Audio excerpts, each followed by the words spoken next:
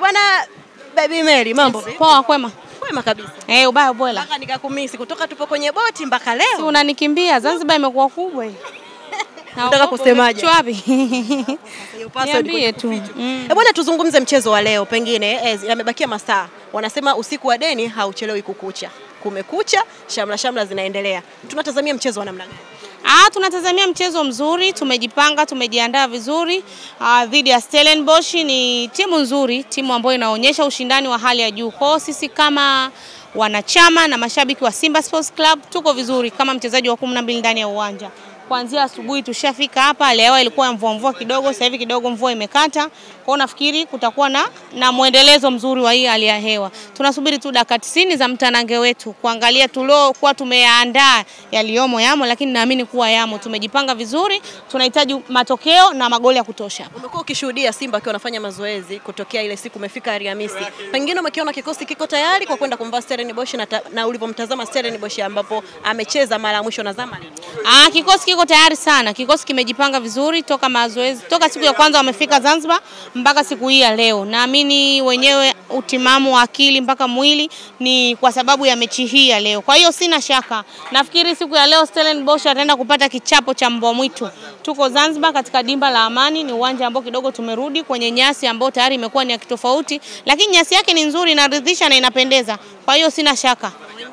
Shaka labda wanadhani mvua asije kaenda kutibua mambo kama mvua haijatibua mambo. Hapo kuna vifyonzeo maji. Viko live vifyonzeo maji.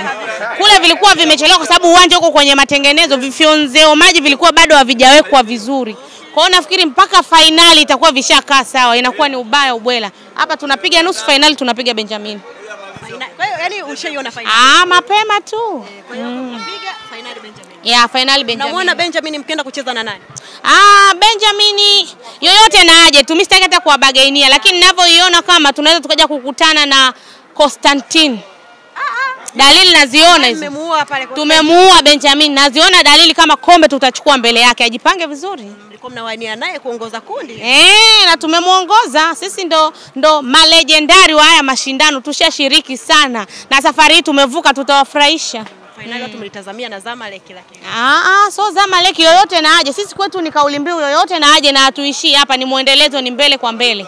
Ubaya ubwela. Zungumza neno la mwisho tukuache basi. Neno la mwisho ni mashabiki waliofika katika viungu vinaitwa nini vya Unguja. Vya Unguja. Visiwa vya Unguja. Wajitahidi kuwahi mapema, tukaipe support timu yetu. Leo usitegemee uje saa 10 ukakuta geti bado liko on. Huku ni kitofauti kidogo. Watu wakishaona uwanja full house unaweza kubaki nje na tiketi yako. Kwa hiyo by saa 8:30, 9:30 hakikisha umeingia ndani ukafurahia burudani. Eliem Panzu, Steven Dese Mkwala, Keep Dennis Prosper, lakini tuna Shomari Kapombe muandamizi. Mashindano yote ndio anakuaga mmaliziaji final say. Hana baya.